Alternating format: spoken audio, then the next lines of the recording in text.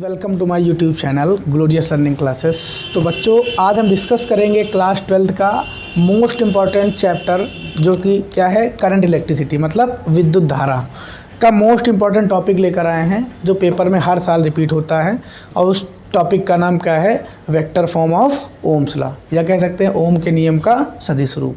तो आज हम बहुत ही ईजिली प्रूफ करेंगे ओम के नियम का सदिश रूप, जो क्या होता है, J = सिग्मा ई वेक्टर। ये लेकर आएंगे हम प्रूफ, रिजल्ट ये होगा तुम्हारा। तो सबसे पहले हम बेसिक देखेंगे ओम्स लॉ, जो भी तुम्हारा है वेक्टर फॉर्म में जो हमको प्रूफ करना है, ठीक है, उसका बेसिक प्रूफ कैसे हम प्रूफ करेंगे। सबसे पहले एक डायग्राम को लेकर के चलते हैं बेटा। तो सबसे पहले हम ले लेंगे एक करंट कैरिंग वायर। तो सपोज कर लिया एक करंट कैरिंग वायर है और जिसकी लेंथ कितनी है, स्मॉल l। ये करंट कैरिंग वायर है जिसकी लेंथ क्या है, स्मॉल l। अब हम क्या करेंगे, इस करंट कैरिंग वायर को हम एक बैटरी से कनेक्ट करेंगे। और बैटरी से कनेक्ट करने के बाद हमको पता है इसमें I एम्पियर की करंट फ्लो हो रही होगी, चूँकि करंट कैरिंग वायर है। और करंट कैरिंग वायर है तो हमको पता है वायर के अंदर होते हैं फ्री इलेक्ट्रॉन, जो कि मूव करते हैं अपोजिट डायरेक्शन में, वो भी किस वेलोसिटी से, ड्रिफ्ट वेलोसिटी से। तो ये हो गया तुम्हारा वायर। और वायर के अंदर ये सब क्या है तुम्हारे, ये है बेटा फ्री इलेक्ट्रॉन। ये क्या है बेटा, फ्री इलेक्ट्रॉन।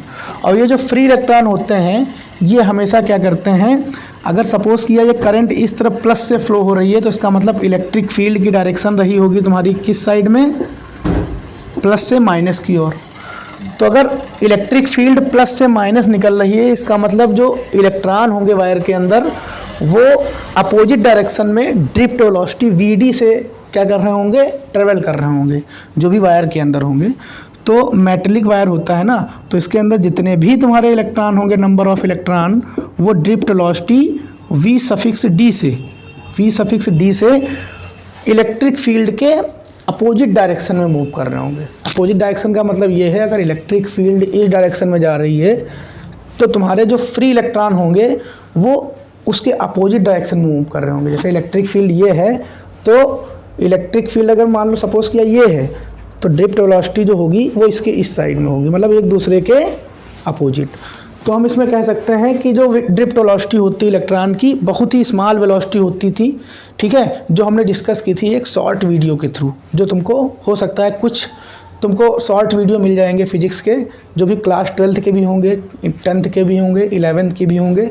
तो उस 1 मिनट की वीडियो में केवल उसका बेसिक चीज़ कॉन्सेप्ट करने का तरीका बताया गया है, जो भी तुमको प्लेलिस्ट में मिल जाएंगे। और जो भी शॉर्ट वीडियो हैं वो ज़रूर पेपर टाइम क्विक रिवीजन करके जाएं सब लोग।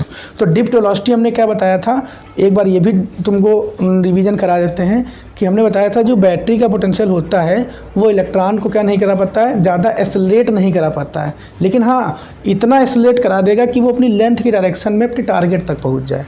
तो इस स्मॉल वेलोसिटी को ही हम कहते थे ड्रिफ्ट वेलोसिटी। लेकिन हम डिस्कस करेंगे आज vector form of Ohm's law. तो सबसे पहले तो डायग्राम देख लेंगे। सपोज कर लेंगे इसका पोटेंशियल क्या है, इंड पोटेंशियल सपोज कर लेंगे क्या है, V, ठीक है, पोटेंशियल डिफरेंस कितना है बैटरी का V। तो सबसे पहले बेटा हम जब प्रूफ करेंगे ओम का नियम सदिश रूप, तो इसका मतलब हमको प्रूफ करके ये लाना है J = सिग्मा ई वेक्टर। ये प्रूफ करके हमको रिजल्ट लाना है। तो चलो बहुत ही ईजिली हम लोग सीखते हैं vector form of Ohm's law, या ओम के नियम का सदिश रूप। तो सबसे पहले बेटा हम लोगों को पता है वी नो डैट इफ़, ठीक है, इफ़ E बी द, या E vector be the electric field of current carrying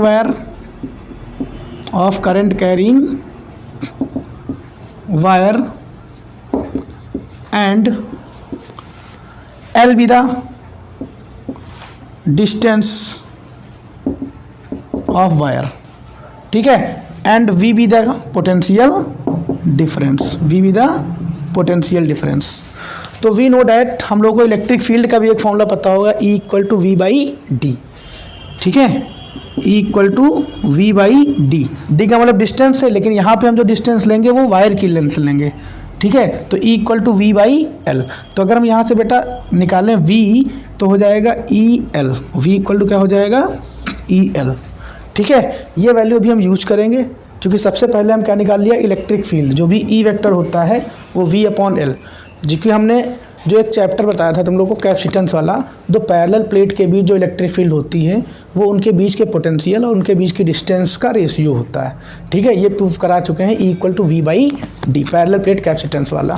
ठीक है, तो उसमें तुम्हारा E equal to V by D होता था। तब हमने पैरेलल प्लेट के लिए सीखा था कि पैरेलल प्लेट कैपेसिटेंस अगर है तो उसके लिए मान लो E ये था, V इनके बीच पोटेंशियल था, तो हमने बताया था E जो होता है वो V और उनके बीच की डिस्टेंस जो पैरेलल प्लेट कैपेसिटेंस होती है उनके बीच का रेशियो होता है। तो वहीं से आया है फॉर्मूला, जनरेट हुआ है, लेकिन यहाँ पे L क्या है, लेंथ ऑफ वायर, तो E equal to V by L, तो V equal to E L, vector लगा लो। अब हम बेटा यूज करेंगे क्या, ओम्स लॉ।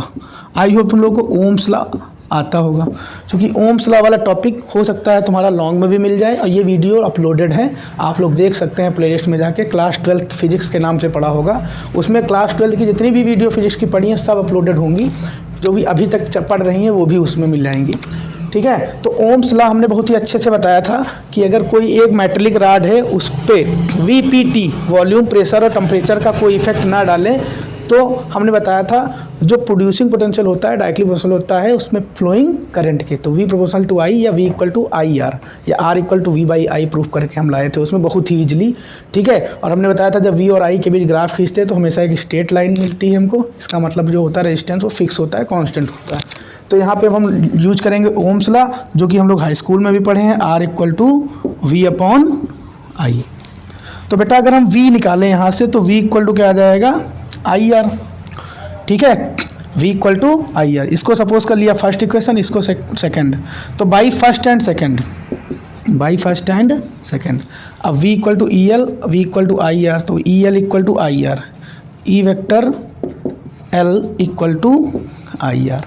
तो बेटा अब हमने एक फॉर्मूला पढ़ा था रजिस्टिविटी, ठीक है, रजिस्टिविटी या स्पेसिफिक रेजिस्टेंस का एक हम लोगों ने फॉर्मूला पढ़ा था, जब हमने कहा था जब लेंथ जो होती है वायर की L होती है, उसका इलेक्ट्रिक फील्ड E होता है और पोटेंशियल उसमें V होता है। तो बेटा हमने ये बताया था कि जो लेंथ होती है, तो जो इसमें देखो यहाँ पे बेटा बहुत ही अच्छे से समझ में आएगा तुम लोगों को कि हमने जो बताया था रजिस्टिविटी प्रूफ कराई थी जब, तो रजिस्टिविटी के बारे में भी हम लोग इसमें जान लेंगे कि रजिस्टिविटी होती क्या है।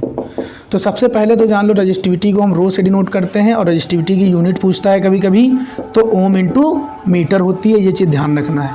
तो रजिस्टिविटी ये आई कैसे होगी, तो रजिस्टिविटी का मतलब जो अगर कांस्टेंट टेम्परेचर हम रखें, क्या रखें, कोई एक कांस्टेंट टेम्परेचर अगर हम फिक्स कर दें तो उस पर जो रजिस्टेंस होता है उस वो जो होगा किस किस पे डिपेंड करेगा वो बताएगी रजिस्टिविटी। तो अगर हम क्या करें, टेम्परेचर को कांस्टेंट कर दें तो जो भी तुम्हारा मेटेलिक वायर में रेजिस्टेंस होगा वो किस किस चीज़ पे डिपेंड कर रहा होगा, वो चीज़ रजिस्टिविटी होती है। तो पहली बात तो रेजिस्टेंस डिपेंड करेगा लेंथ ऑफ वायर के, अगर लेंथ ज़्यादा है वायर की तो उसी टाइप से उसमें क्या होगी, रेजिस्टेंस प्रोड्यूस होगा। तो पहली बात तो रेजिस्टेंस डिपेंड करता है डायरेक्टली प्रोपोर्शनल टू L। अब सपोज कर लिया ये तुम्हारा वायर है और सपोज कर लिया इसका क्रॉस सेक्शन एरिया A है, मतलब जो क्रॉस सेक्शन एरिया है उसका अनुप्रस्थ पृष्ठ का क्षेत्रफल वो A है अगर, तो R प्रोपोर्शनल टू L है, तो दूसरी चीज़ रेजिस्टिविटी डिपेंड करती है 1 अपॉन एरिया के, मतलब 1 बटे क्षेत्रफल के। तो फर्स्ट इक्वेशन सेकंड इक्वेशन, तो अगर फर्स्ट एंड सेकंड हम बेटा सॉल्व करें तो हम ये लिख सकते हैं कि resistivity directly proportional to L by A। तो यहाँ से हम प्रूफ करके लाए थे R equal to rho L upon A, क्योंकि हमको ये चीज़ हमेशा पता है जब भी प्रोपोर्शनलिटी का साइन हटेगा तो हमेशा एक कांस्टेंट आएगा और वो यहाँ पे जो कांस्टेंट होगा वो रो होगा। तो इस रो को ही हम क्या कहते हैं बेटा, रजिस्टिविटी कहते हैं। तो रो जो तुम्हारा है ये एक टाइप का क्या है, कांस्टेंट है, नियतांक है, जिसको हम क्या कहते हैं बेटा, रजिस्टिविटी कहते हैं। क्या कहते हैं, रजिस्टिविटी या स्पेसिफिक रेजिस्टेंस। दूसरा नाम क्या है बेटा, स्पेसिफिक रेजिस्टेंस भी कहते हैं इसको। तो आई होप तुम लोगों को एक vector form of Ohm's law जो हमने बताया है उसमें बहुत सी चीज़ें सीखने को मिल रही होंगी कि कौन सी चीज़ कहाँ से कनेक्ट हुई है। तो हमने इसमें रजिस्टिविटी टॉपिक भी तुमको क्लियर करा दिया। अब इसकी यूनिट ओम इंटू मीटर होती है, ठीक है, और ये यूनिट आई कहाँ से होगी, तो ये भी चीज़ समझना बेटा। तो अगर रजिस्टिविटी की यूनिट निकालना है तो रो को हम अगर इस तरफ रखें तो आ जाएगा rho equal to R A upon L, R A upon L. तो अगर यूनिट निकालना चाहे आर की तो ओम होती ही है, अब एरिया है तो मीटर स्क्वायर, लेंथ है तो मीटर, तो 1 मीटर से ये मीटर कटा होगा, तब जाके तुम्हारा क्या बना होगा यूनिट, ओम इंटू मीटर। ये एक एक नंबर की चीज़ें भी तुम लोगों को काम देंगी जो भी हम बता रहे हैं इस वीडियो में। तो इस वीडियो में ऐसा नहीं कि हम vector form of Ohm's law he discuss कर रहे हैं, क्योंकि ओम्स लॉ से रिलेटेड जितनी भी चीज़ें आ रही हैं वो हम इसी के थ्रू निकालते जा रहे हैं कि हाँ ये चीज़ें क्या होती हैं। क्योंकि सबको अगर एक चीज़ से कनेक्ट कर दोगे ना तो क्वेश्चन जो भी तुम्हारा, चाहे फिजिक्स का हो, चाहे मैथ पढ़ रहे हो, चाहे कुछ भी पढ़ रहे हो, तो छोटी से छोटी चीज़ कहीं ना कहीं किसी ना किसी रूप में एक दूसरे से कनेक्ट होती है। तो अगर ये चीज़ तुम जानने का प्रयास कर रहे हो कि हाँ रजिस्टिविटी क्या होती है, मान लो हम तो रजिस्टिविटी डायरेक्ट बता देते हैं, हाँ आर की जगह ρl अपॉन ए डाल दें वैल्यू, लेकिन बहुत लोगों को नहीं पता होगा कि रजिस्टिविटी क्या होती है बेटा। तो इसमें हम जो भी चीज़ें आती जा रही हैं, तो इस क्लास के थ्रू हम कोशिश करेंगे कि ज़्यादा से ज़्यादा तुमको चीज़ें कनेक्ट होते हुए मिल जाए, क्योंकि जब चीज़ें कनेक्ट होती हैं तो हमको वो चीज़ें बहुत ही आसानी से समझ में आने लगती हैं। तो वैसे तो समझाने वाले यूट्यूब पे बहुत टीचर मिलेंगे, हो सकता है सबकी अलग अलग वीडियो बना के, लेकिन हम सोचते हैं कि हम तुम लोगों को इस टाइप से प्रोवाइड कराएं अपना कंटेंट, जिससे तुम हर चीज़ को एक दूसरे से कनेक्ट कर सको। क्योंकि जब अगर तुम कनेक्ट करना सीख गए फिजिक्स में, एक दूसरे को लिंक करना सीख गए, कनेक्शन सीख गए, तो समझ लो फिजिक्स सीख गए। ठीक है, तो इसमें देखो बेटा, हमने ये बताया कि इक्वेशन फर्स्ट और सेकंड को हमने इक्वल कर लिया, लेकिन हमको प्रूव करना है J equal to sigma E, लेकिन हमने पहले रजिस्टिविटी बता दी। क्यों? क्योंकि हम यहाँ पे यूज करेंगे बेटा, यहाँ पे जो R है वो यहाँ पे R equal to ρl upon A put करेंगे, तो EL equal to I into ρl upon A. यहाँ पे R की वैल्यू पुट की, वैसे हम डायरेक्ट पुट कर देते तो हो सकता है कुछ लोगों को समझने में थोड़ी सी क्या हो सकती थी, दिक्कत हो सकती थी, लेकिन अब तुम लोगों को बेटा समझ में आ गया होगा कि हमने किस टाइप से तुम लोगों को कनेक्ट किया। तो बेटा EL इक्वल टू IR, ये चीज़ तो समझ में आ गई होगी, ये वैल्यू और ये, चूँकि पोटेंशियल दोनों का सेम है, बाई फर्स्ट एंड सेकंड हमने क्या किया, EL इक्वल टू IR। तो यहाँ पे रेजिस्टेंस को हमने रजिस्टिविटी के टर्म में वैल्यू पुट किया है। जैसा कि अभी हमने बताया कि रजिस्टिविटी क्या होती है, वो डिपेंड करती है कि कांस्टेंट टेम्परेचर अगर है तो रेजिस्टेंस किस किस चीज़ों पे डिपेंड कर रहा है। तो पहली चीज़ हमने बताया लेंथ ऑफ वायर के पर, मतलब जो रेजिस्टेंस होता है वो डायरेक्टली प्रोपोर्शनल होता है लेंथ ऑफ वायर। सेकंड चीज़ बताई कि जो रेजिस्टेंस होता है वो उसके, जो भी तुम्हारा वायर होगा उसके एरिया, क्रॉस सेक्शन एरिया के डायरेक्ट इन्वर्सली प्रोपोर्शनल होगा, जैसा कि हमने 1 अपॉन ए करके बताया, फिर कंबाइन कर लिया तो ये आ गया। तो अब हमने यहाँ पे R की जगह पे ρl अपॉन ए पुट किया है, और आई होप तुम लोगों को पता चल गया होगा ये कहाँ से आया है, यहाँ से। तो अब देखो बेटा हम क्या करेंगे यहाँ पे, ठीक है, तो हमको पता है ये L से L कैंसिल हो जाएगा, तो तुमको पता चल गया E इक्वल टू, यहाँ पे तो E ही बचेगा ना, EL था जब, तो I इंटू रो अपॉन ए। तो आई होप तुम लोग को ये चीज़ समझ में आ रही होगी। तो ये क्या है, तो अब देखो बेटा, ये तुमको जो vector form of Ohm's law बता रहे हैं, इससे कम से कम 5 से 6 चीज़ें तुमको सीखने को मिल रही होंगी। अब यहाँ पे देखना बेटा, जो ई वेक्टर आया है, ई को वेक्टर फॉर्म में लिख सकते हैं, तो आई अपॉन ए को एक साथ लिख दें और यहाँ पे लिख दें क्या, रो। तो हमको बेटा एक चीज़ ये पता है, आई अपॉन ए करंट डेंसिटी, जैसे कि शॉर्ट वीडियो तुम लोगों को पढ़ी थी, जो आई अपॉन ए करंट पर यूनिट एरिया को हम क्या कहते हैं, करंट डेंसिटी। ये भी चीज़ नोट करो बेटा, जे से डिनोट करते हैं, J equal to I upon ए। और ये चीज़ हमने शॉर्ट वीडियो में डाली थी, 1 मिनट की वीडियो में सिखाया था कि करंट पर यूनिट एरिया को क्या कहते हैं, करंट डेंसिटी या धारा घनत्व, मतलब प्रति एकांक क्षेत्रफल में बहने वाली धारा ही धारा घनत्व कहलाती है। तो यहाँ पे आई अपॉन ए की वैल्यू क्या हो जाएगी बेटा, जे। क्या होता है ये, करंट डेंसिटी। तो आई होप ये टॉपिक भी तुमको समझ में आ रहा होगा, ठीक है, करंट डेंसिटी वाला टॉपिक भी समझ में आया होगा। और इसकी यूनिट अगर बात करें तो एम्पियर पर मीटर स्क्वायर, ये भी चीज़ पूछ सकता है बेटा, एक एक चीज़, एक एक पॉइंट इंपॉर्टेंट है इसमें, ये नहीं कि कहीं से भी हम वीडियो को स्किप कर दें, क्योंकि ये इंपॉर्टेंट समझ लो क्लास है तुम्हारी, समझ लो एक हिसाब से सारी चीज़ें कनेक्टेड करके लाए हैं हम इस वीडियो को। थोड़ी मेहनत लगी है, लेकिन हम सोच रहे हैं बच्चों को थोड़ा सा प्रॉफिट मिले बोर्ड एग्जाम के पॉइंट ऑफ व्यू से, जो भी एग्ज़ाम होने वाले हैं। तो ये आई अपॉन ए को बेटा हमने क्या लिखा, जे वेक्टर इंटू रो। लेकिन अभी एक लाइन रह गई है जिसके थ्रू अब आने वाला है आंसर तुम्हारा। बेटा हमने पढ़ा होगा कंडक्टिविटी क्या होती है, 1 अपॉन रजिस्टिविटी। एक फॉर्मूला तुमको यहाँ से पॉइंट आउट करना बेटा कि जो कंडक्टिविटी होती है, ठीक है, जिसको हम सिग्मा कहते हैं, वो इक्वल होता है 1 अपॉन रो, 1 अपॉन रजिस्टिविटी। तो कंडक्टिविटी का फॉर्मूला होता है 1 अपॉन रजिस्टिविटी, तो रजिस्टिविटी की रेसिप्रोकल वैल्यू को कंडक्टिविटी कहते हैं। और एक फॉर्मूला यहाँ से और हम तुमको बताएंगे, कंडक्टेंस क्या होता है। क्या होता है? कंडक्टेंस।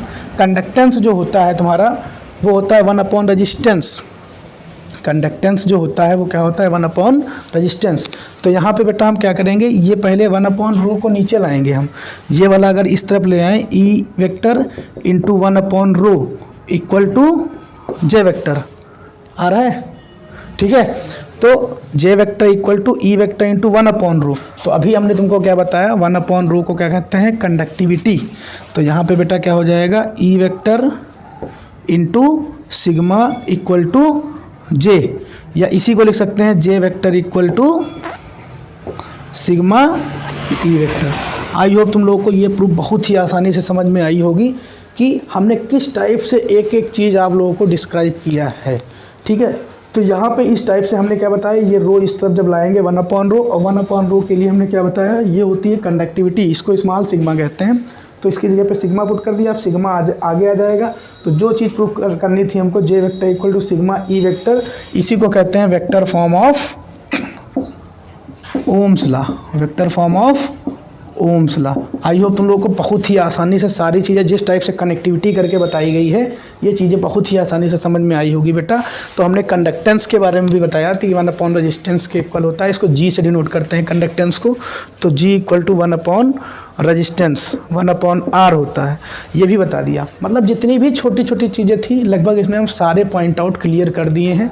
तो आई होप तुम लोगों को ये वीडियो बहुत ही आसानी से समझ में आई होगी, जैसा कि हमने vector form of Ohm's law discuss किया है, ठीक है। शायद ही इस टाइप की वीडियो तुम लोगों को कहीं भी यूट्यूब प्लेटफॉर्म पे मिलेगी, ठीक है। तो इस टाइप से कनेक्ट रहिए हमारे साथ और क्लोजेस्ट लर्निंग क्लासेस के साथ। आई होप हम लोग एग्ज़ाम के पॉइंट ऑफ व्यू से बहुत ही अपना बेस्ट कंटेंट देने की कोशिश करेंगे, आप लोगों के साथ शेयर करने की कोशिश करेंगे। अगर आप लोगों को ये वीडियो अच्छी लग रही हो तो ज़्यादा से ज़्यादा लोगों को शेयर करो, जिससे हमको भी पता चले कि हाँ, जो भी बच्चों को हम कंटेंट प्रोवाइड करा रहे हैं, जो भी हम मेहनत कर रहे हैं, तो वो भी आगे तक हमारी मेहनत को थोड़ा पहुँचाने का प्रयास करें, जिसके थ्रू हर बच्चे तक ये वीडियो पहुंच पाए और जिससे वो एक दूसरे से कनेक्टिविटी के थ्रू सारी चीज़ें, जैसे हमने कनेक्ट करके हुए एक से एक चीज़ें कनेक्ट हैं, तो ये चीज़ें जान पाएँ। क्योंकि रटने की चीज़ नहीं है फिजिक्स ओनली समझने की चीज़ है। जिस टाइप से हमने कनेक्टिविटी करके सारी चीज़ें आप लोगों को बताई है, तो हम भी चाहते हैं कि तुम लोग भी इस वीडियो को, जैसे आप कनेक्ट हैं एक दूसरे से, तो वैसे ही दूसरे लोगों को कनेक्ट करते हुए शेयर कीजिए, ठीक है। ज़्यादा से ज़्यादा लोगों को शेयर कीजिए, ठीक है। आई होप आप लोग को ये वीडियो समझ में आई होगी। तो आज के लिए इतना रखते हैं, नेक्स्ट वीडियो में मिलते हैं जल्दी ही। नमस्कार, जय हिंद।